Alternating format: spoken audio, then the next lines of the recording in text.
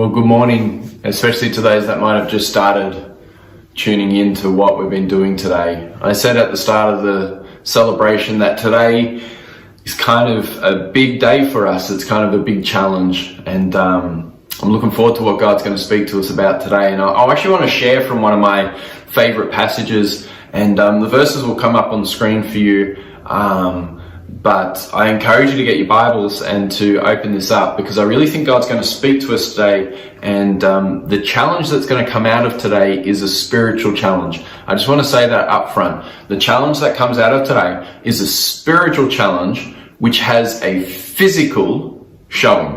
Okay? It's a spiritual challenge that is shown through physical things. And so by the end of today, we're going to have a really, really physical thing for us to do. I want to share from Psalm 78. It's actually one of my favorite Psalms. It's a very, very long Psalm, but we're actually going to just spend maybe a little while just working on the first kind of 8 verses, and we're going to talk about that today. One of my favorite passages, I used to speak a lot from this passage when I was a youth pastor, because it talks about the next generation. And I think, we've been reflecting a lot when we were meeting face to face. We've been reflecting a lot on the next generation, and we had started up Transit, and we had, had Future still running, and we were starting to see young people come through our doors, and we're starting to engage with the next generation. And part of what isolation does is it limits us to what's just in front of us. Like, in fact, all I can really see every Sunday is I can see me, and I can see my wife, and I can see my kids. But that's kind of the limit of it all. And then I start to believe that maybe this whole faith thing, maybe this whole Christianity thing is just what's in front of me. And I want to tell you that what's at stake is far bigger than what's just in front of you.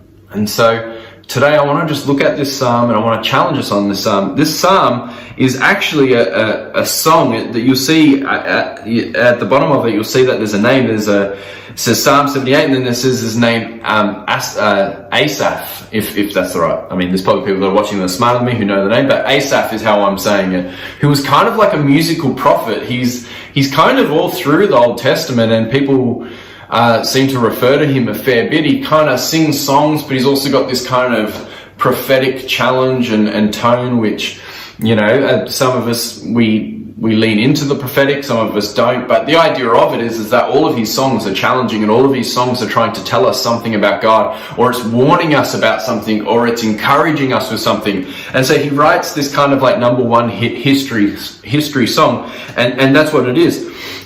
This psalm is a lesson, right?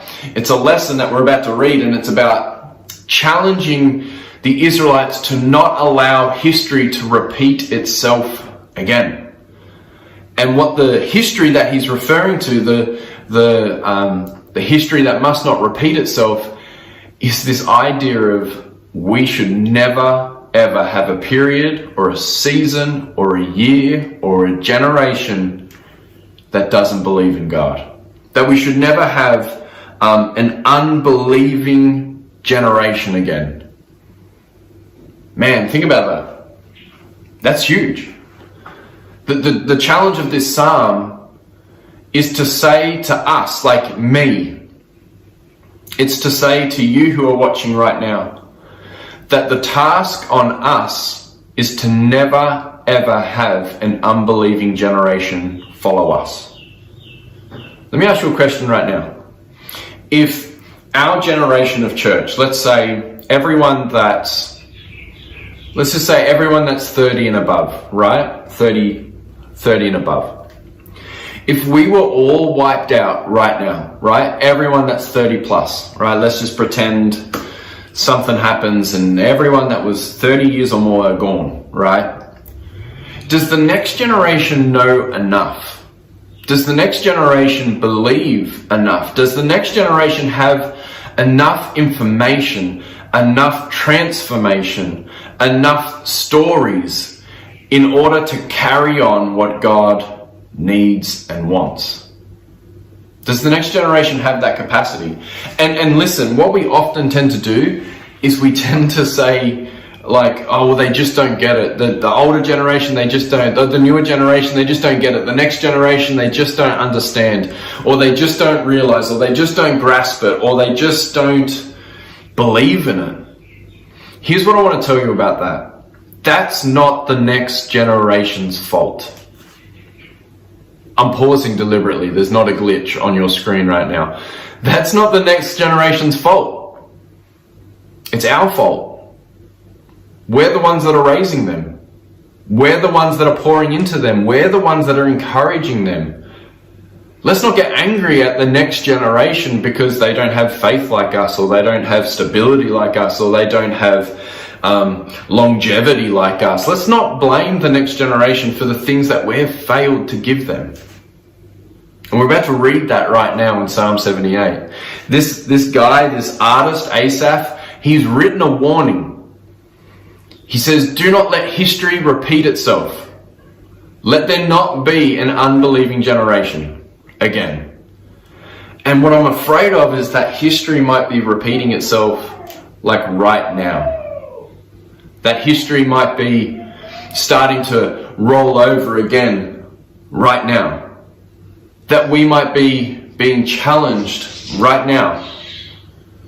We might be being challenged right now to step up our game, our generation's game, through Psalm 78. So what I'm going to do today is I don't even think today's going to go very long. I think today's going to be quite short. I think today's going to be quite impactful, hopefully. But remember, today is very spiritual, and it's going to have a very, very physical challenge. So it starts like this. Psalm 78. My people hear my teaching. Listen to the words of my mouth. I will open my mouth with a parable. I will utter hidden things, things from of old, things we have heard and known, things our ancestors have told us. We will not hide them from their descendants. We will tell the next generation. So he starts by saying this. He starts by saying, hey guys, listen. Listen. Have we ever stopped with the next generation and said, listen? Or do we already make excuses? Well, they don't listen. They don't get it. They don't understand. They don't try. We're not on the same wavelength. Come on. Is our generation really that silly? Are we really that uneducated? Are we really that dumb that we couldn't even work out how to help them listen or engage with them or get on their level? My people hear my teaching, listen to the words of my mouth. I will open my mouth with a parable. I will utter hidden things, things from of old. We will not hide them from their descendants. We will tell the next generation the praiseworthy deeds of the Lord, his power, and the wonders he has done. It all starts with, first of all, experiencing praiseworthy deeds. It's about experiencing power. It's about experiencing wonder, and about actively choosing to not withhold them from the next generation. Or they wouldn't understand. They're probably not into it. They probably don't want to hear about it. We say no on the behalf of people, and I really want to encourage you to stop saying no on the behalf of the next generation. If our church, New Heart Church, not the church in general, right, not the church worldwide, if New Heart Church does not step up and say the next generation is important, and we have to voice, we have to show, we have to give them what God has given us, then the next generation will be an unbelieving generation. It's not about ramming our thoughts and our belief systems down their throats, but it is about expressing a gratitude of a God who is praiseworthy, who is powerful, who is wonderful. Do you see the tension there?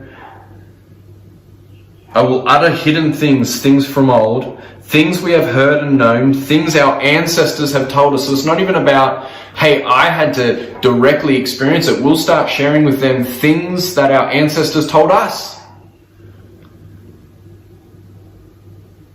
We will not hide them from their descendants. We will tell the next generation the praiseworthy deeds of the Lord, his power and the wonders he has done. Here's the first thing. Here's the first principle I want to give you this morning. And it's real simple, and you know this. The principle is this. They are watching us. The next generation is watching us. The younger generation is watching us. They're watching us, and they're wanting leadership. They're wanting inspiring stories. They're wanting to experience the power. They're wanting to experience something real. And maybe subconsciously, maybe on purpose, maybe because we're not rightly connected with God, we may be withholding it from the next generation.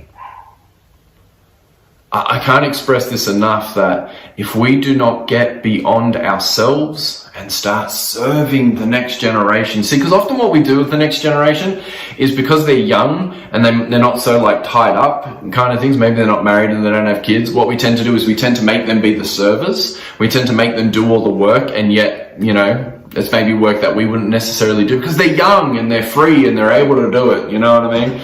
But have we ever stopped to think that it's our generation, the 30-plussers, that need to start serving the younger generation? You know, there's so many young men that don't have father figures. There's so many young girls that have been hurt, have been abused, that need the older generation to come in and say, this is who you can rely on. This is how you can get through that. This is how you can build a life. This is how you can learn those skills. This is how you can understand a God who loves you.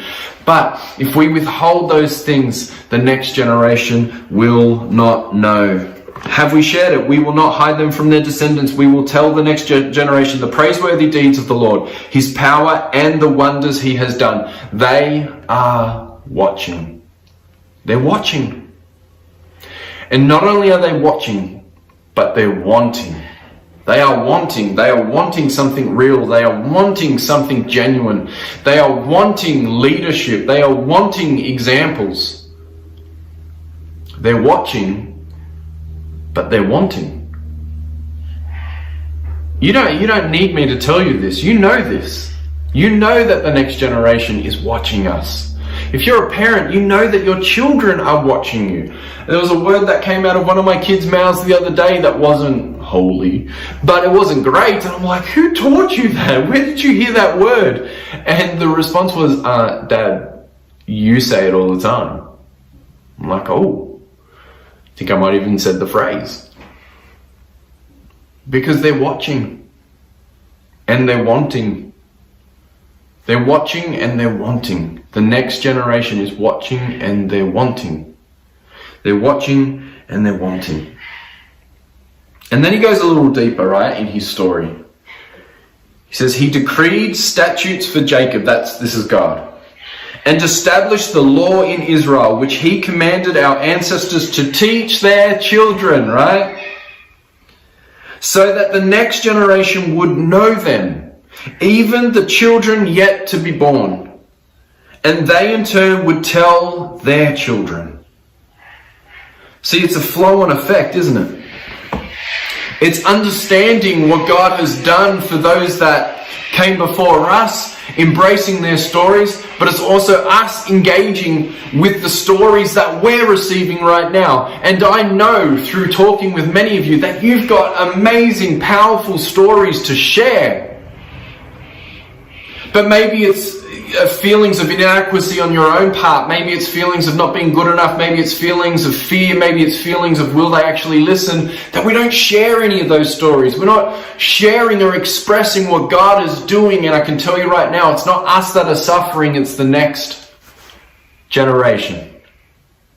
Because they're watching and they're wanting and they're desiring and they're hungry, but we're withholding. Not because We're not because we're evil. I don't think it's because of that. I think it's just because we've sometimes forgotten that this is not an isolated faith. And although we live in isolation right now, there are so many avenues to be sharing your story. In fact, we have a series coming up called Your Story, because I believe so much of hearing other people who are following Jesus, of hearing their stories, and of understanding that my story, although it can be dynamic and powerful, right? It can be something that really grabs your heart, and I like speaking and I like teaching. It doesn't always relate to everyone, and there's someone that's going to grab a hold of some of these other people that are going to speak, and they're going to go, wow, I've never, ever, ever heard God work that way. That's what's so powerful about this. Your story has the opportunity and the chance of defining, of recreating, of re-establishing, of building up, of encouraging, of building a firm foundation for the next generation. That's what it gets to do. He decreed statutes for Jacob. He established the law in Israel. This is history, right, that Asaph is talking about, which he commanded our ancestors to teach their children. So it's almost like he's saying, guys, the things that we're withholding, God commanded us to share with them. It's not like a do you want to do this kind of thing. Every time I'm trying to get my kids to clean up and they don't move themselves, I always say to them, hey, I'm not requesting that you take your shoes back to the shoebox. I'm telling you to take your shoes back to the shoebox. And I think God is sort of saying to us, hey, I'm not requesting that you tell the next generation. I'm demanding that you not only tell the next generation, but you show the next generation. He commanded our ancestors to teach their children so that the next generation would know them. They would know the commands. They would know the stories. They would know the history. They would know.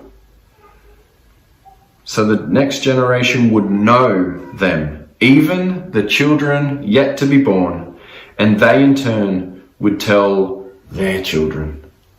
It's a flow-on effect. They're watching us, and they're wanting. They're watching and they're wanting. Let me ask you a question. And I'm not even going to pretend that this thing's something I've come up with. You know, I saw it on social media, and I think it was a Caroline Leaf comment. But ask yourself this question. Will I be a good ancestor? Start there. Will I be a good ancestor? Will my children look at me as a good father? But it's not just them. Will my children's children, right? Will my children's children be asking about the things I did? Would they be interested in the way that I lived and who that I was? Would my children's children and their children be impacted by the way I live today? And it's amazing. Hey, listen, do the stories you share, do the things that you do make you a good ancestor? I love that comment. I love that phrase. I thought it was powerful and perfect, right? The choices I'm about to make with my health, the choices I'm about to make with my relationships, the choices I'm about to make with my finances, the choices I'm about to make with my attendance, the choices I'm about to make with my calendar. Will it make me a good ancestor? That is powerful. It's powerful because it brings us back into this moment of saying what I decide now matters in the ripples of eternity. It matters in the future of the next generation. It matters with my children, and it matters with my children's children, and it matters with my children's children's children. It matters. It matters. They're watching. They're wanting. But are you going to be a good ancestor? You know, one of my heroes, and I feel silly even saying he's one of my heroes because I never met him. I don't know him. I could tell you what he looks like, but I never even heard his voice, maybe once in a video. But one of the people that just intrigue me and impact me all the time is my granddad. Now, you might be like, well, you never met him, No, he died well before I was born, right? He was married to a obviously my grandma, and was my mum's dad. But he was quite a sick man towards the end, and he died well before I was born. I think that's how much I know. But I remember one family Christmas party we were together, and I was there with my sister, who obviously had a lot to do with him, was a bit older than me, and I was asking her all these questions about my granddad. And I was like, hey, like what was he like? And you know, he gets described as a gentleman, and he gets described as a prayer, someone that prayed really well. He prayed for my dad for many years, that my dad would come back to the church and be a pastor and all those kinds of things. And it's so weird because when he died, I believe as my parents were getting ready to go off to Bible college, and it was almost like his mission on earth was done, right? He prayed my dad back into the church and into ministry, and he's like, well, I'm out of here now, my time's done. But I remember sitting in this seat and just asking question after question. We would have been there for like 3 hours, me just talking about this man that I never met. And I remember breaking into tears while talking. And I remember feeling this overwhelming emotion for a man that I never ever met. Why? I can tell you why. Because he was a good ancestor.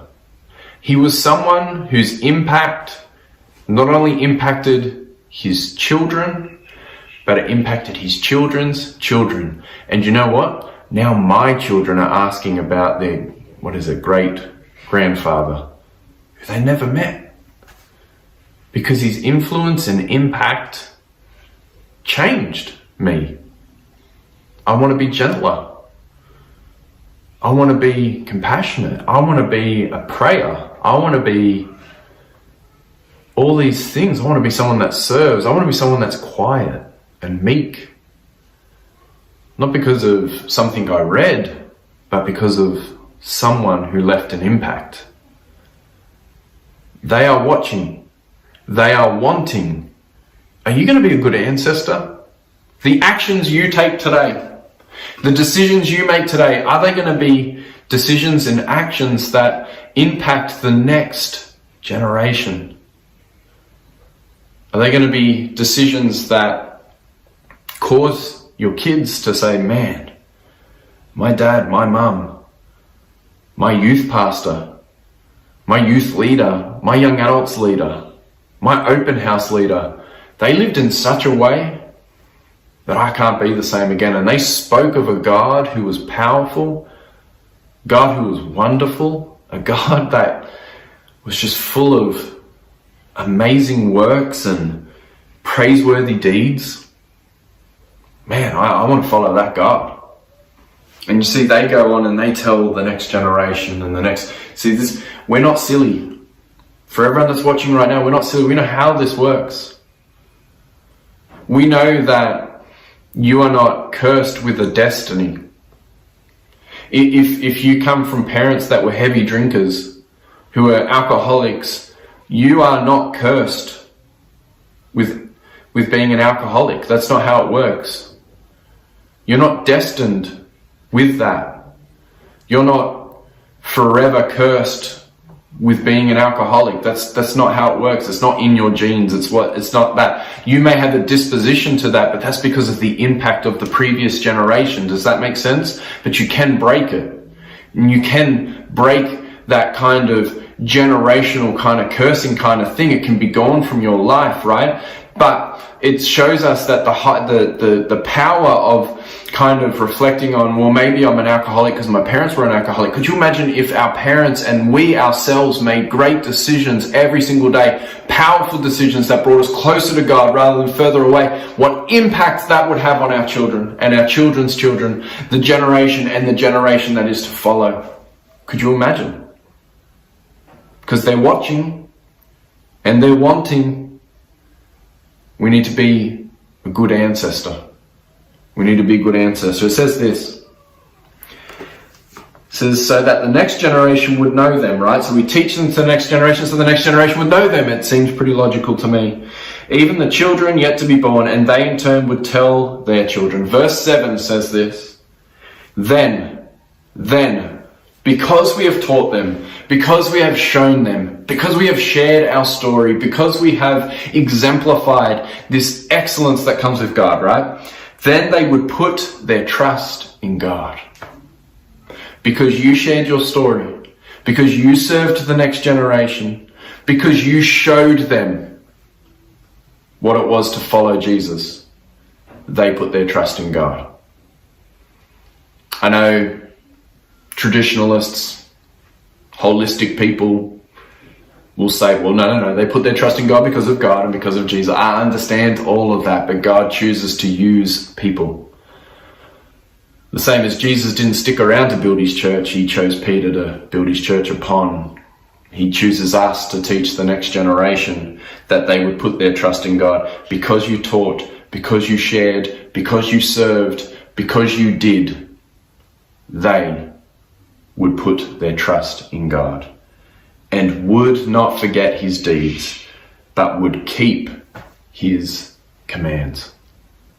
That's powerful. Because you served, because you shared your story, because you exemplified love, because you did something, the next generation saw something, and they put their trust in God. They put their trust in God. And listen, there's an opposite there in verse 8. Because they heard all those things, they would put their trust in God, and they would not be like, verse 8, they would not be like their ancestors, a stubborn and rebellious generation, whose hearts were not loyal to God, whose spirits were not faithful to him. It's kind of like Asaph is laying out the stakes, right?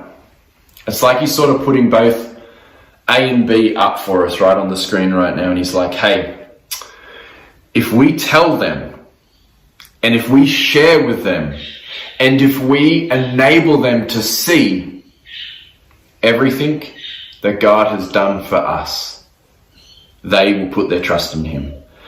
But if we don't do that, if we don't share, if we keep just sort of hoping and fingers crossed that they'll pull through, if we kind of don't step up and be courageous, right? Well, the result of that is a rebellious generation. Ones who do not believe, who are not loyal to God, right? Ones who are not faithful to him. Asaph is putting it up there right now for us, and he's saying, hey, you know what? A or B? Which one is it? Which one is it? You know, I think sometimes we forget. We forget. We're isolated. We only see what's right in front of us. And when we only look at what's in front of us, we fail to see that there is a next generation and a generation after that and a generation after that. And we got to start serving, and we got to start showing, and we got to start exemplifying, and we've got to start serving. It's up to us. No one else is going to do it. It's up to us. Then they would put their trust in God and would not forget his deeds, but would keep his commands. They're watching. They're wanting. It's time to be a good ancestor. It's time for us to be a good ancestor, an impact player. I shared with you earlier that I wanted to challenge us to something big today. And I do want to challenge us to something big. Our church hasn't met for 4 months, and we haven't been together physically for 4 months, and probably longer than that, but we've been sort of having kind of exterior dilemmas, with buildings and things like that. And I have to share with you that our lease is up in October for the building, and we just don't know what to do. It's such uncertain times for us, and we've been talking about it with some leadership circles, and we've had people praying, and we've had a few community meetings, which you would know of through our updates that we send out through email. And I've been sort of sharing that financially we can't commit to any more time in this building. And I understand that we can answer it by saying, well, we can't meet there all fully anyway, and so what's the point of having it? But the problem is the dilemma is the setup of somewhere else is just as costly as just keeping this place as well. And so we've sort of been seeking God, and I actually resolved, probably a month or two ago that we'd just let the building go and would sort it out after that. And then God really flipped it on me, and he said, you know what, he said we, like he's got his arm around me. He sort of looked at me and he said, you know what, you need to give everyone an opportunity. You need to give an opportunity for people to rise up and to say we believe in this. And so the challenge is today is that we haven't agreed to a new lease just yet, but we want to raise a year in advance. It's a big call. It's a massive call, but we want to raise a year in advance. And the reason why I want to do this is because I told you this is spiritual. It's not physical. The reason why it's spiritual and not physical, because this is a testing of our hearts. What do we actually believe? What do we actually believe? Do we actually believe that what we do now affects and impacts the next generation? And that they're watching, and that they're wanting, and that we need to be good ancestors? Do we actually believe that? Because if we believe that, then this is a no-brainer. This is easy. We need to raise $40,000 in a month and a half. $40,000. Now, I know, Andy, why don't you start this at the start of the year, all that kind of stuff, because I just wasn't sure what God was going to do, and I've just been waiting and relying on him and letting him speak to us. And I think he wants to give us an opportunity. $40,000 in a month and a half. You know what? That's bigger than one person, by the way. I can't raise that money. And I would assume that you individually, you can't raise that money. But as a community of believers in Jesus, I believe that we can raise that money. And all of that money will go towards a building fund.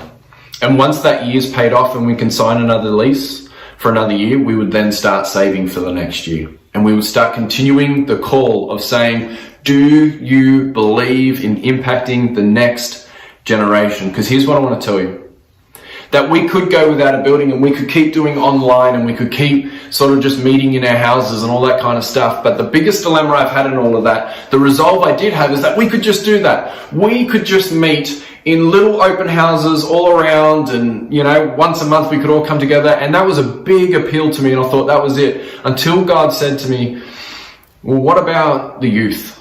What about kids? Where do they gather? Where do they get that impact? Where do they get that insight? Where do they get that example? Where do they get that teaching? So part of me says we need a home base. I think God says we need a home base. So my challenge to you today is that we've got a month and a half to raise $40,000. I shared this with a community meeting on Thursday night. There was an open invite for anyone to be in there, and we're all in there, and straight away people started pledging money. And straight away we just felt our hearts break open with what God could do through our community. Here's the thing I want to say. You're not just giving money. You're not just pledging money to the church. And it's money that you've earned. I understand that. What you're actually doing is you're actually showing the next generation that they matter. We're showing the next generation that they matter.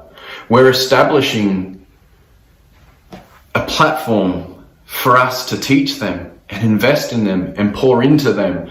This is not physical.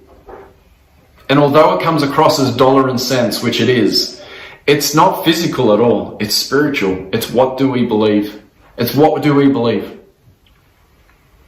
Do we believe that what we do matters? Do we believe that this is the most important thing right now? Do we believe in the leaders that would pour into that next generation? What do we believe? It's critical. It's not physical, it's spiritual. And it's the most spiritual thing in the world right now. What do we believe? What do we believe? Here's what I want to believe, and I actually shared this in the Begin Again series, but here's what I want.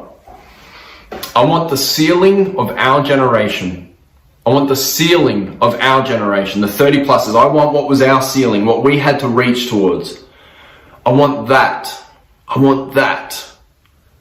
to be the floor, the foundation for the next generation. What do I mean by that? Do you know I spent 25 to 28 years, let's bring that down a little bit, right? I spent 20 years unpacking and packing a trailer and setting up a school hall and packing down a school hall for weeks on end. Weeks on end, right? And it drained so much out of all of our ministries, and it made it so hard for us, right? That when I look at my kids, I go, this ceiling that we kind of reached, and this is not the end, by the way, the building's not the final landmark, but that ceiling of the building, man, I could bring that down to being the foundation of them. That means Bethany's got a foundation to build upon. That means Ezekiel's got a foundation to build upon. He's not trying to get to that ceiling again. He's not trying to reach that next thing. And I want to challenge us right now.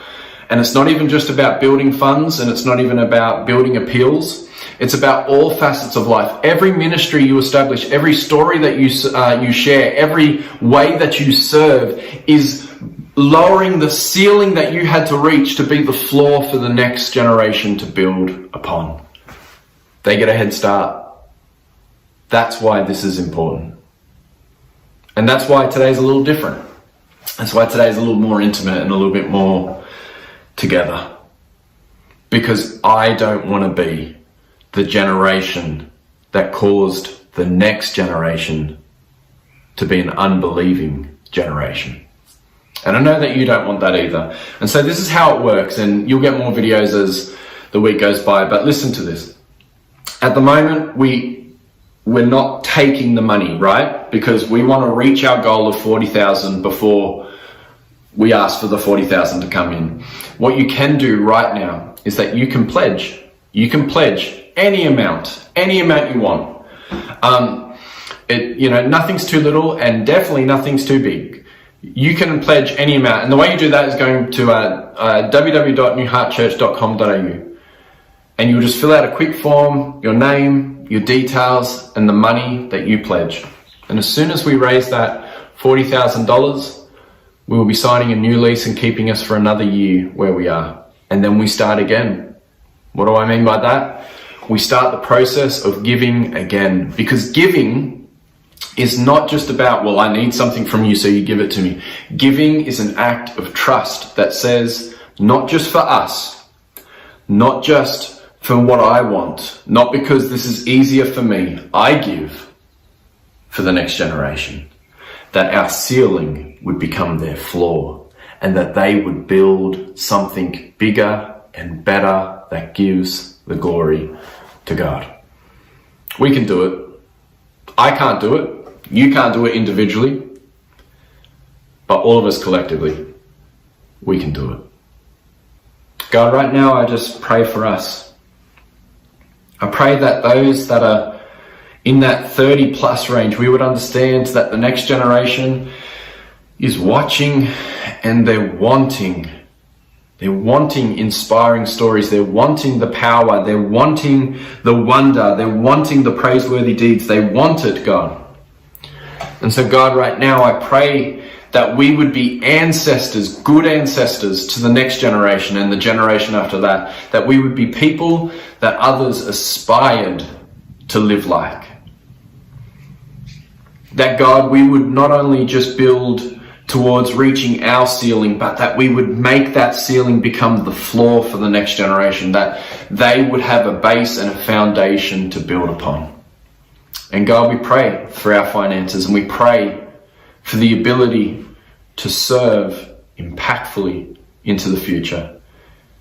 So God, right now, I ask that you would bless us with generosity and enable us to see that we're not just pouring into a building, but we're pouring into the next generation. Amen.